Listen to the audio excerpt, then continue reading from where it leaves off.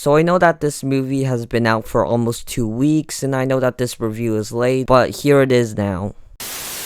So I just watched the live action remake of The Little Mermaid. Now I did make a review of Peter Pan and Wendy, which was the previous Disney live action remake released last month, and I said that it was actually decent in that video. I give it like a 6 out of 10. Yeah, I don't know what was with me that day. That movie was not very good. So I'm gonna lower that score down to a 4.5 out of 10, which is still the best Disney live action remake we've gotten in years. So obviously I haven't been liking all the recent Disney live action remakes, and when I first saw the trailers for The Little Mermaid 2023, it didn't look bad, but it didn't impress me either. For context, I rewatched the original 1989 Little Mermaid last month, and it's not one of my all-time favorite Disney animation movies, but I could tell why it was such a successful rebirth of this studio with some great visuals, songs, and characters. And this Disney live action remake, in my opinion, was actually surprisingly decent.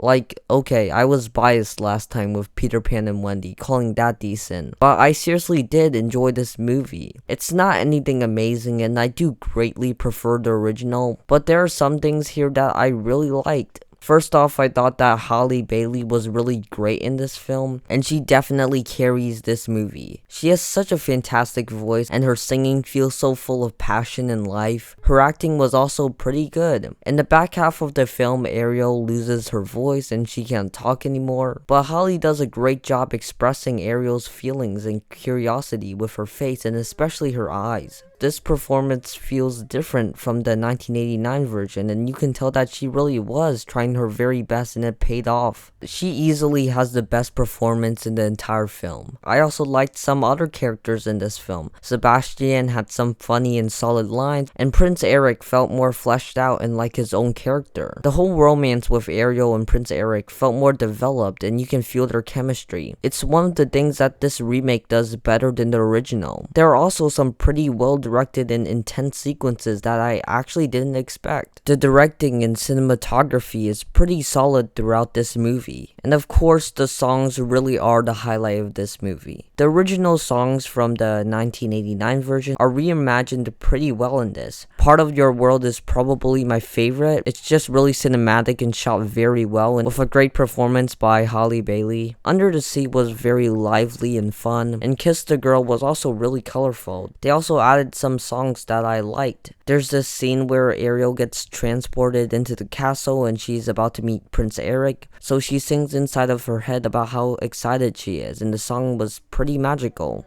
especially the way it was shot. Prince Eric also has his own solo song, and it was also not bad. There's just something special about experiencing these songs in a packed theater. But of course, there are a decent amount of problems that hold this film back from being great. First off, some performances are not very good. The actor for King Trident is really bad. You can tell that he doesn't even care. His line deliveries are so awkward and emotionless. It feels like he just wants to be done with this movie, and it's so hilarious. Melissa McCarthy as Ursula wasn't bad, but I didn't think her performance was anything amazing. Also, why did they have to get Awkwafina to voice the seagull in this movie? She's so annoying. There's a song in the middle that Awkwafina raps, and it's so bad. I hate it so much. Remember the swamp? Remember my song in the swamp when I was like, wham, chicka, wham, wham, chicka, wham.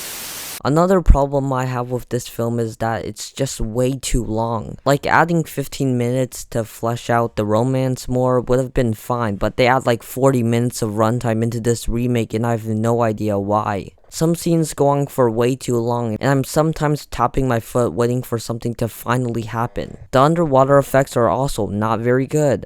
There are many shots in this movie where the CGI looks really fake and you can tell it's a green screen and the lighting is really off. I mean, coming off of Avatar: The Way of Water last year and seeing how great those water effects couldn't be, I was really underwhelmed with these effects. It's not as bad as Pinocchio, but it should have been a lot better judging by how much money Disney has. And one last thing, I felt like the final battle with Ursula in this remake was pretty underwhelming and dull. I don't know, I just don't feel any tension or suspense during the fight. There are lots of things I could nitpick about this film, but Those are my main problems. So yeah, the live action remake of The Little Mermaid was actually pretty enjoyable. Sure, some of the performances and songs may feel dull and it's way too long. It's not better than the original 1989 version, but I don't know, I actually kinda like this remake. Halle Bailey is great as Ariel and she has a fantastic performance. Sebastian has some solid lines. I like how Prince Eric is more of his own character and the romance is more fleshed out. The songs are still great. I like the directing and cinematography. Again, it was so special experiencing these songs and these characters in a really packed theater. It has flaws and I understand why many people dislike this film, but this is, in my opinion, one of the best Disney live action remakes, which isn't saying a lot, but I still had a good time. I'll give this a 6.5 out of 10 for now, and maybe it'll go up to a 7 later. Bye. I remember. Well, ever since the what's his name, the guy with the hair and the shirt, The prince. Yeah, the prince has been dropping hints. He wants to